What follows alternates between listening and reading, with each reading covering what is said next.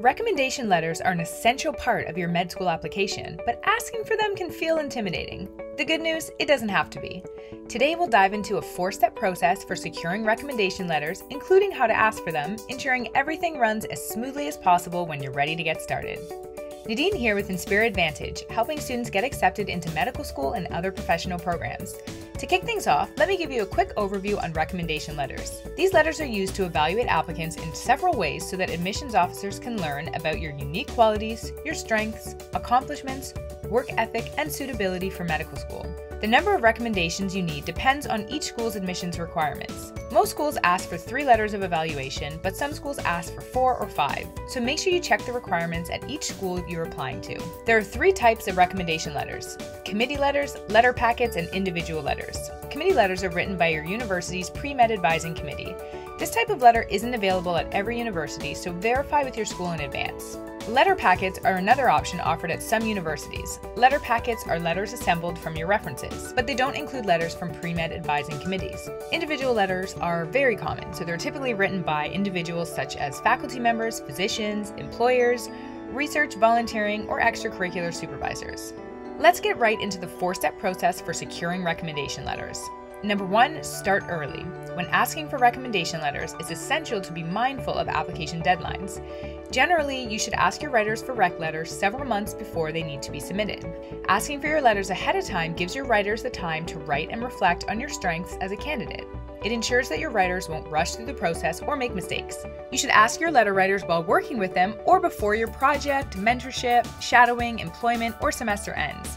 This ensures that your letter writers don't forget about you and your quality of work as time passes. Step number 2, contact your potential recommenders.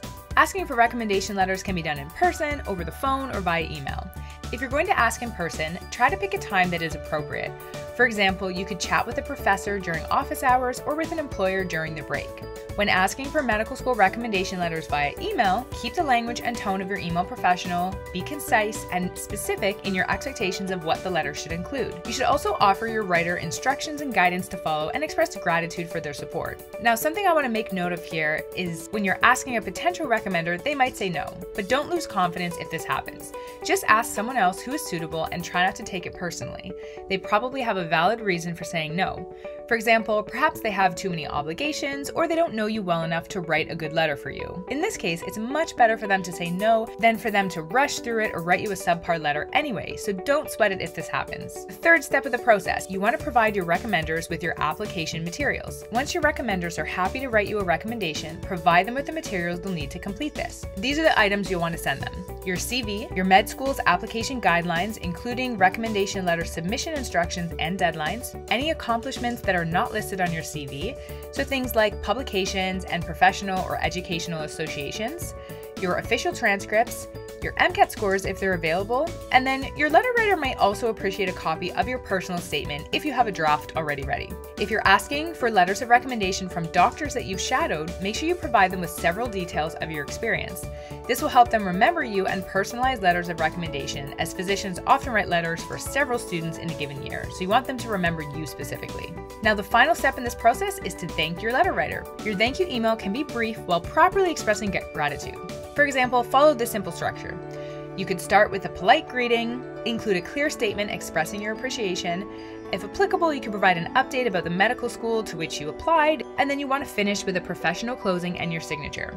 You could also send a thank you card once you've been accepted to medical school. This really adds a personal touch and lets your letter writer know that their help was invaluable. This gesture also ensures that you maintain a good working relationship with them for future endeavors. Alright, thanks for tuning into this video.